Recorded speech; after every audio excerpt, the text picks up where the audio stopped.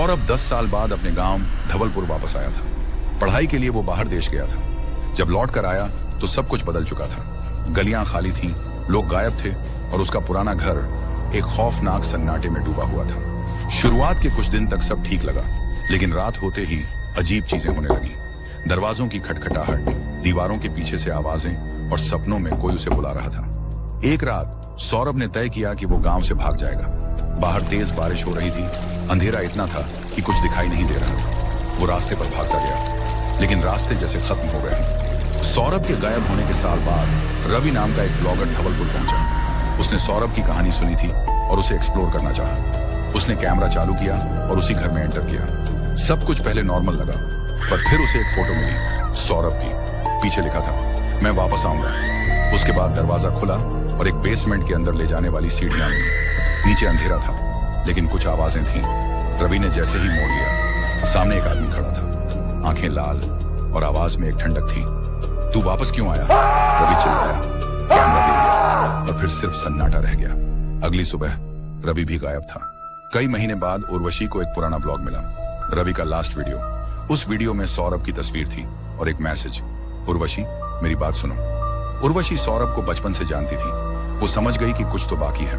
उसने फैसला किया वो धवलपुर जाएगी। जब वो उस घर में पहुंची, उसने एक डायरी पाई, सौरभ की डायरी। उसमें लिखा था, मैंने कुछ खोला था, एक पुराना राज। अब मैं नहीं हूं, कुछ और बन चुका हूं। उस रात उर्वशी से बात करने की कोशिश की सौरभ की आत्मा ने। वो कह रहा था, मुझे वापस आना है तेरे जरिए। उर्वशी ने मना किया, लेकिन जब रूह तुम्हारे अंदर घुसना चाहती है तो मना करना काफी नहीं होता। उस रात एक और रूह उस घर में कैद हो गई, उर्वशी के कैद होने के बाद गांव में एक अजीब सी चुप्पी छा गई थी। लोग घरों से बाहर निकलना भी कम कर दिए थे।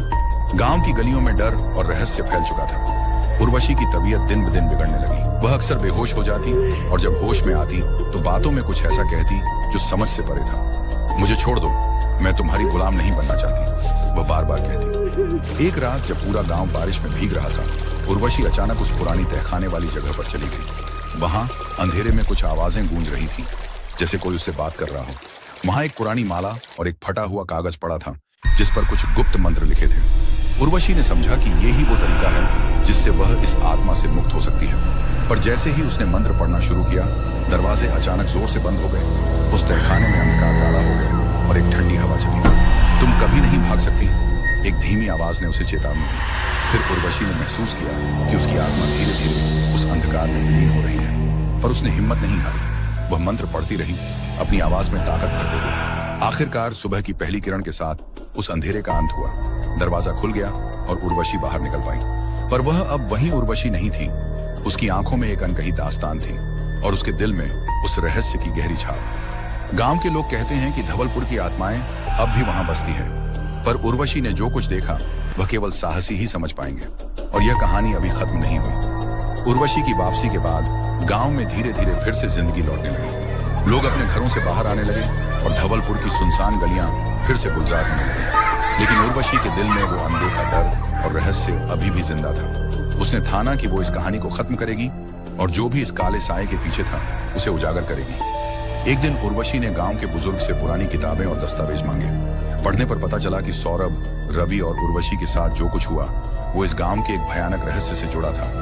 एक शापित आत्मा जिसने कभी अपनी मौत का बदला लेने के लिए गांव को अपना घर बना लिया था। उर्वशी ने उस आत्मा से आखिरी बार सामना करने का फैसला किया।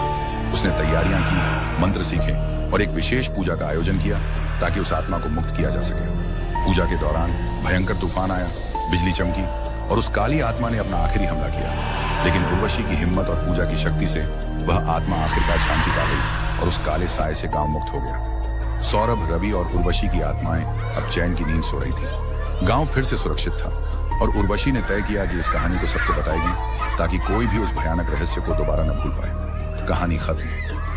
अगर आपको ये कहानी अच्छी लगी हो तो लाइक और सब्सक्राइब करना मत भूलिएगा। फिर मिलेंगे एक नई कहानी के साथ। ये थी आज की राज वाली कहानी। मिलते हैं अगले एपिसोड में एक नए राज के साथ।